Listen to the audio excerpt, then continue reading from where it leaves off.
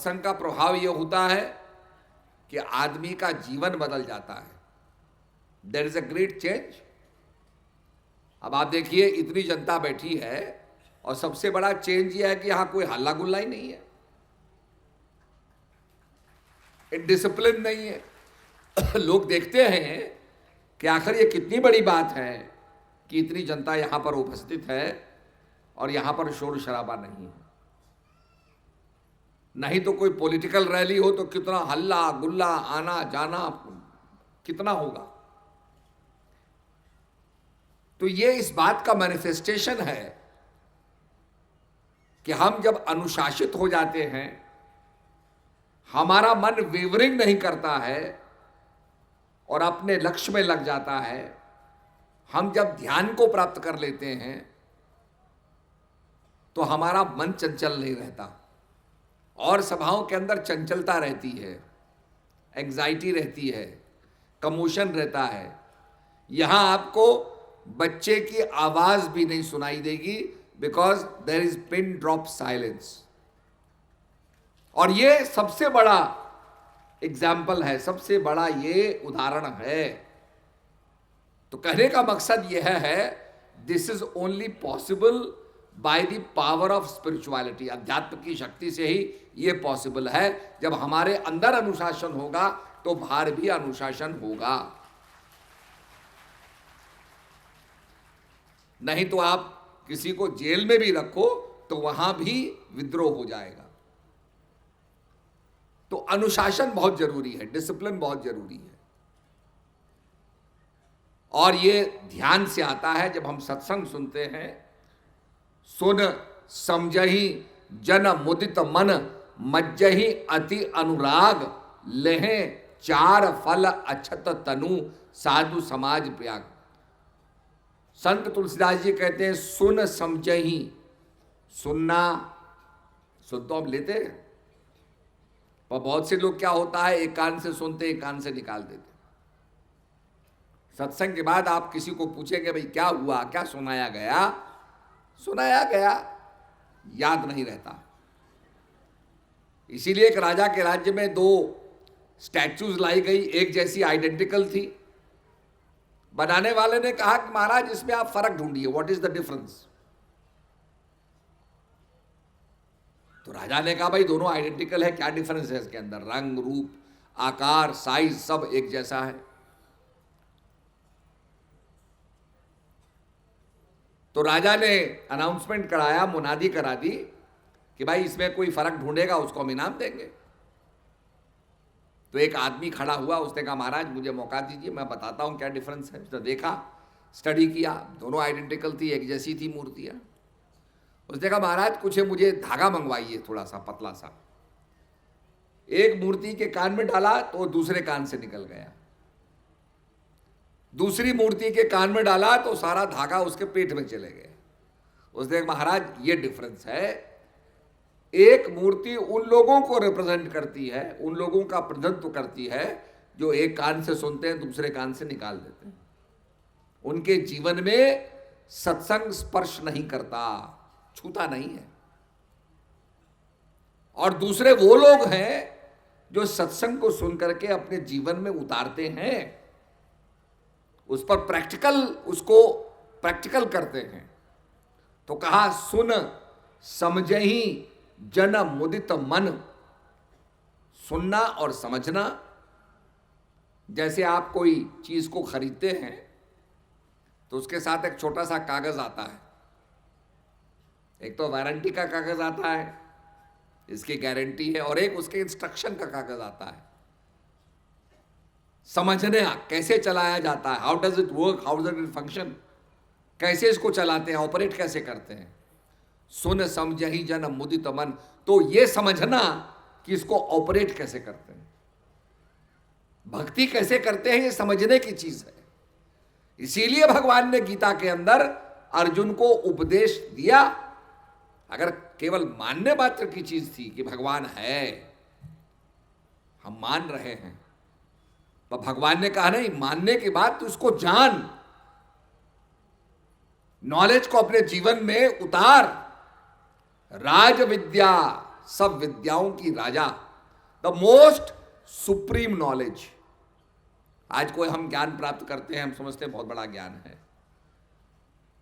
पर भगवान जो राज विद्या का जिक्र करते हैं, राज विद्या माने supreme Vidya, the king of all knowledges. जैसे आजकल साइंस खोज रही है,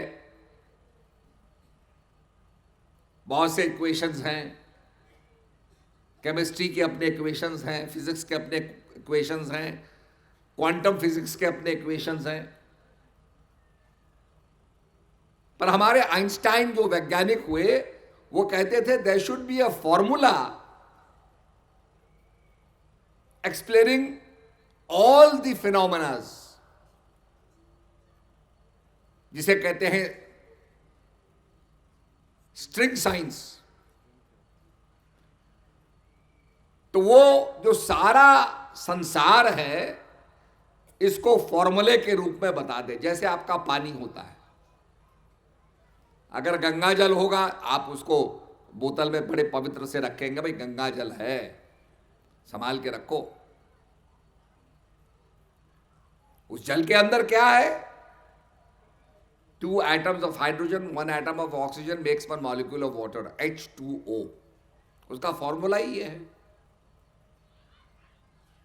आप कहीं का भी पानी लाओगे, आप थेम्स नदी का पानी लाओगे, आप हडसन रिवर का पानी लाओगे, आप मिसिसिपी रिवर का पानी लाओगे, आप वोल्गा नदी का पानी लाओगे, चीन की हवांगो नदी का पानी लाओगे, बर्मा की मेकोंग नदी का पानी लाओगे, उस पानी के अंदर हाइड्रोजन और ऑक्सीजन ही होगा। आसमान के अंदर हाइड्रोजन ऑक्सीजन होती है, बिजली कड़कती है, there is a spark and that spark combines hydrogen और ऑक्सीजन, और उसका प्रेसिपिटेशन होता है और पानी की बरसात होती है। तो मेरा कहने का मतलब यह है, आज एनर्जी की बात होती है, विज्ञान में हम बात करते हैं, एनर्जी की बात करते हैं, एनर्जी सेविंग की बात करते हैं। ऐसे ही हमारे ऋषियों ने भी एनर्जी की बात की, शक्ति की बात की। और इसका उदाहरण आता है कि केदार घाटी में देवता महिषासुर से प्रताड़ित होकर के छुप गए। केदार घाटी के अंदर एक घाटी में उन्होंने शरण ली और वहां पर छुप गए। एक दिन उन्होंने देखा कि एक बहुत ही दिव्य देवी प्रकट होती है और वो पानी ले जा रही। सब देवताओं ने कहा, देवी आप कौन हैं? आप बड़ी ओजस्वी हैं, आप में बड़ी शक्ति नजर आ रही है। जब देवताओं ने अनुरोध किया, हाथ जोड़ करके प्रणाम किया, तो वो कहने लगी, मैं स्कंद माता हूं, तुम देवताओं की मां हूं, और मैंने ये वचन दिया था जब तुम पर विपदा पड़ेगी तो तुम्हारी रक्षा करने के लिए मैं आऊंगी। तो सारे जितने भी देवता होते हैं भगवती की आराधना करते हैं। या देवी सर्वभूतेषु शक्ति रूपेण संस्थिता नमस्तस्यै नमस्तस्यै नमस्तस्यै नमो नमः। या देवी सर्वभूतेषु ज्ञान रूपेण संस्थिता नमस्तस्यै नमस्तस्यै नमस्तस्यै नमो नमः। और जैसे हम शास्त्रों के अंदर एनर्जी भगवती की हम साधना करते हैं, भगवती को प्रणाम करते हैं, भगवती को शक्ति रूपा मानते हैं। एक आदमी मुझसे पूछने लगा कि आप महाकाली, महालक्ष्मी, महासरस्वती, ये 3 देवियों का आप लोग जिक्र करते हो, महालक्ष्मी, महासरस्वती, महाकाली, ये सब आप एनर्जी मानते हो, माता मानते हो, जगत जननी मानते हो। तो मेरे पास एक पावर का प्लग था। आप जानते हो जब कोई बड़ी मशीन लगती है तो पावर का प्लग होता है। तो पावर के प्लग में कितने पॉइंट होते हैं? 3 पॉइंट होते हैं। गोल होता है बड़ा, 2 छोटे छोटे होते हैं। मैंने कहा ये क्या है तार? ये तार एनर्जी का तार है ना, इसमें 3 पॉइंट हैं। ऐसे ही हमारे यहाँ भी एनर्जी के लिए महालक्ष्मी, महासरस्वती और महाकाली ये माना गया। ये भी एनर्जी के 3 पॉइंट हैं। ऐसे ही अगर हम पदार्थ को देखते हैं तो पदार्थ के अंदर इलेक्ट्रॉन, प्रोटॉन, न्यूट्रॉन, यहां भी 3 चीज विद्यमान है।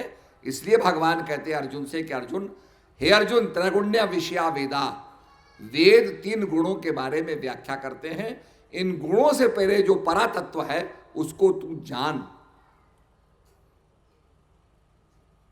तो भगवान जानने के लिए सुन समझहि जन मुदित मन, मज्जहि अति अनुराग, एंड द टोटल डेडिकेशन, उसको जीवन में उतारना।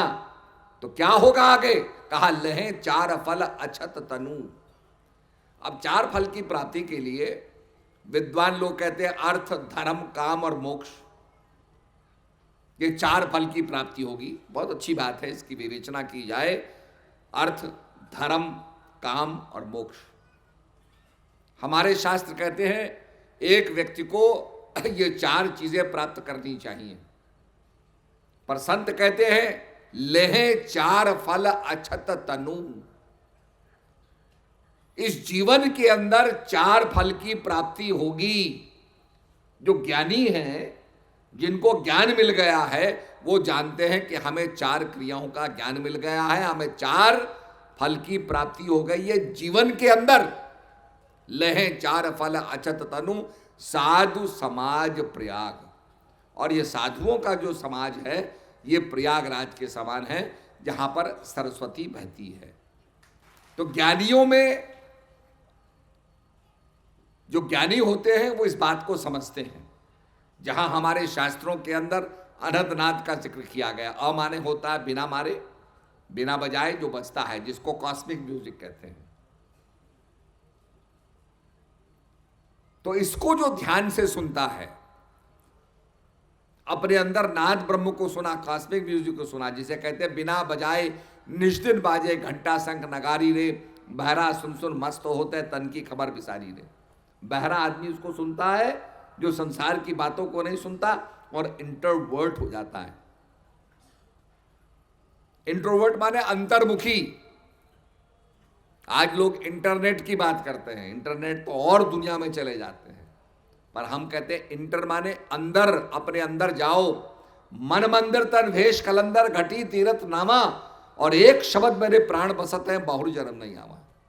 मन ही मंदिर है, दिल ही द्वारिका है, काया ही काशी है, और इसके अंदर जो 10वें दरवाजे के अंदर जो परमपिता परमात्मा प्रतिष्ठित है, उसका हम साक्षात्कार करें। ये हमारे संतों ने कहा, पर हम बाहर भटक रहे हैं और दुखी हो गए। तो संतों ने कहा ज्यों तिलमा ही तेल है, ज्यों चकमक में आग, तेरा साईं तुझ में जाग सके तो जाग। ए मानव, अगर तू जागना चाहता है तो जैसे तिल के अंदर तेल है, ऐसे तेरा साईं तेरे अंदर बसता है, वो बाहर नहीं है। तो इसके बारे में जब वैज्ञानिकों ने कहा, स्ट्रिंग थ्योरी के बारे में कहा, तो उन्होंने कहा कि हम दृष्टि से 3 डायमेंशंस को देख रहे हैं, लेंथ, ब्रेथ एंड हाइट। लंबाई, चौड़ाई, ऊंचाई। हम जब किसी को नापते हैं तो लेंथ, ब्रेथ और हाइट से नापते हैं, पर वैज्ञानिकों ने कहा इससे भी आगे कुछ है, और वैज्ञानिक कई डायमेंशंस की बात करते हैं। और आइंस्टाइन ने तो यहां तक कहा कि there is one more dimension which is space and time continuum. उनका कहना है ये पृथ्वी जो घूम रही है, ये स्पेस और टाइम के अंदर घूम रही है। और वैज्ञानिकों का यह भी मानना है, एक आदमी धरती पर है, एक आदमी रॉकेट में बैठ करके धरती का भ्रमण कर रहा है, स्पीड ऑफ लाइट से जा रहा है, तो वो एज ही नहीं करेगा। जब वो उतर के आएगा तो वो जवान रहेगा और धरती का आदमी बूढ़ा हो जाएगा। और यही बात हमारे संतों ने कही कि हमारे जो ऋषि थे, सनत कुमार, सनत नंदन सनत कुमार, वो ट्रैवल ही करते रहते थे और वो बालक के रूप में ही रहते थे। वो कभी एज नहीं किए, बूढ़े नहीं हुए, हमेशा यंग रहे। इसका मतलब यह है कि if you are travelling by the speed of light, you remain young. अगर आप हवाई जहाज में भी जा रहे हो तो आप एज कम करोगे, ये विज्ञान कह रहा है। तो हमारे आइंस्टाइन ने कहा कि भाई ये जो वर्ल्ड घूम रही है, हम सूर्य के चारों तरफ घूम रहे हैं, हमारी धरती के चारों तरफ चंद्रमा घूम रहा है, ये स्पेस और टाइम वार्प में घूम रहे हैं। अर्थात कोई चीज ये नहीं कि एट रैंडम हो रही हो।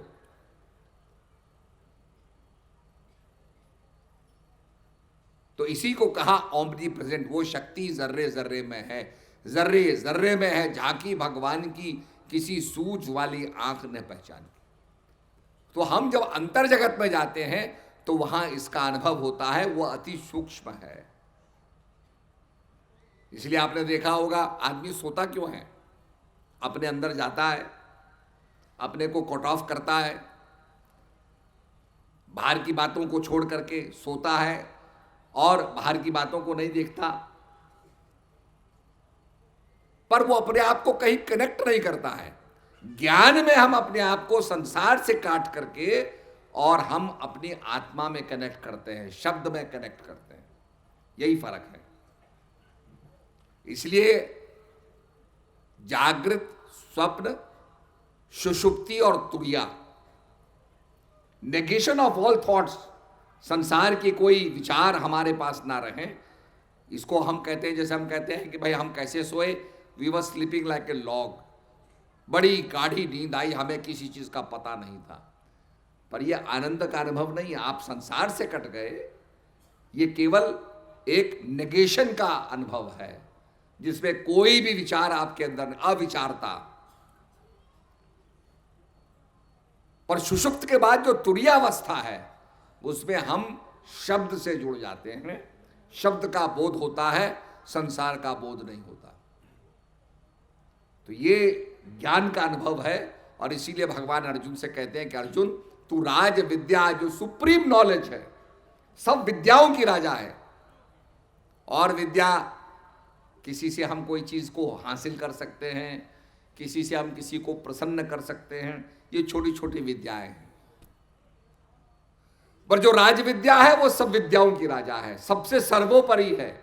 और भगवान कहते हैं वो अविनाशी है, उसका नाश नहीं होता और करने में अति सरल है। अर्जुन को जब उसका बोध होता है तो बोध के बाद अर्जुन का अहंकार दूर हो जाता है। जैसे अंधेरा कितना भी गहन क्यों ना हो, प्रकाश की एक किरण उस अंधेरे को फाइट करती है, उस अंधेरे को समाप्त कर देती है। ऐसे ही जीवन के अंदर अगर हमारे जीवन में प्रकाश आ जाए, इसीलिए हमारे गायत्री मंत्र में कहा ओम भूर्भुवः स्वः तत्सवितुर्वरेण्यं भर्गो देवस्य धीमहि धियो यो न प्रचोदयात्। आखिर एनर्जी के अंदर, जो मैटर के अंदर क्या है, मैटर को स्प्लिट करते जाओ, स्प्लिट करते जाओ, स्प्लिट करते जाओ, फाइनली आप एटम में आओगे, उसको स्प्लिट करोगे तो एनर्जी में कन्वर्ट हो जाएगा। एनर्जी क्या है, उसमें से चेन रिएक्शन पैदा होता है, एनर्जी निकलती है। तो इस मैटर के कर्रे जड़ जड़ में, कण कण में वो प्रकाश विद्यमान है, पर उसका अनुभव हम नहीं करते। हमारे अंदर भी प्रकाश है। इसीलिए रामचरितमानस में कहा राम भक्ति चिंतामणि सुंदर बसई गरुड़ जाके उर अंदर। उर माने होता हृदय। राम भक्ति चिंतामणि सुंदर बसई गरुड़ जाके उर अंदर, परम प्रकाश रूप दिन राती, नहीं चाहिए कुछ दियाकृत बाती। उसके लिए घी बत्ती की आवश्यकता नहीं है, वहां स्वमेव प्रकाश है। तो ये कैसे पॉसिबल है, जब एनर्जी को हम कंसंट्रेट करते हैं। इसीलिए कहा मन दिया तो सब दिया, मन के लार शरीर, अब देवन को कुछ नहीं, कह गए दास कबीर कि मन दिया, मन को फोकस कर दिया। जब प्रहलाद ने भक्ति की,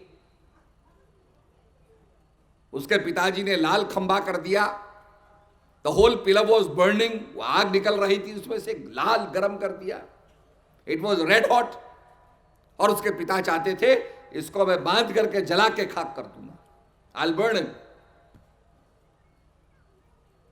अब प्रहलाद भी समझ रहा है खंबा लाल है, और ये जला के मुझे खाक कर देगा।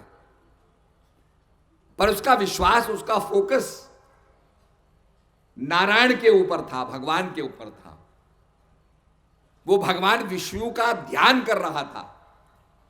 अचानक क्या देखता है कि एक चींटी उस खंबे पर चढ़ रही है। उसने कहा जब चींटी नहीं जल सकती तो तेरा क्या नुकसान होगा। और उसने उस खंबे को आलिंगन किया, खंबे को गले लगा लिया। जैसे ही गले लगाया उसकी भक्ति की पराकाष्ठा हो गई और भगवान नरसिंह रूप में प्रकट होते हैं और प्रहलाद की रक्षा की। और उसके पिता को कहते हैं तुमने ब्रह्मा जी से वचन लिए थे, ना अंदर मरूं, ना बाहर मरूं, ना ऊपर मरूं, ना नीचे मरूं, ना अस्त्र से मरूं, ना शस्त्र से मरूं, ना जानवर मारे, ना मनुष्य मारे।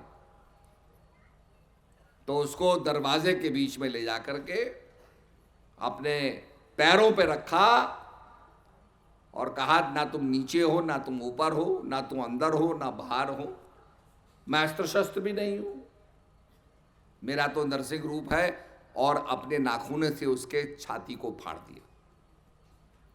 तो कोई समझे कि मैं ऐसा वरदान मांग लूं कि मैं मर ही ना सकूं, ऐसा भी नहीं है। आए हैं सो जाएंगे, राजा रंक फकीर, जो आए हैं वो जाएंगे। Every action has equal and opposite reaction. हर क्रिया की प्रतिक्रिया होती है। हम संसार में आए तो हम संसार से जाएंगे भी। जो चीज अमर है, अविनाशी है, उसको भगवान गीता में कहते हैं हे अर्जुन, ये आत्मा अजर, अमर और अविनाशी है। नैनम चिंतन्ति शास्त्राणि नैनम दहति पावका, न चैनम क्लेदन्ति तापो न श्वसति मारुत। हे अर्जुन, ये आत्मा अजर, अमर और अविनाशी है। और साइंस भी ये कहती है energy can neither be created nor it can be destroyed. शक्ति का जन्म नहीं होता, शक्ति का नाश नहीं होता है। The law of conservation of energy. तो ये अविनाशी जो शक्ति हमारे अंदर है, आत्मा की जो शक्ति हमारी अंदर है, इसी का हमने अनुभव करना है, इसको जानना है। और सदगुरु महाराज इसको बताते हैं।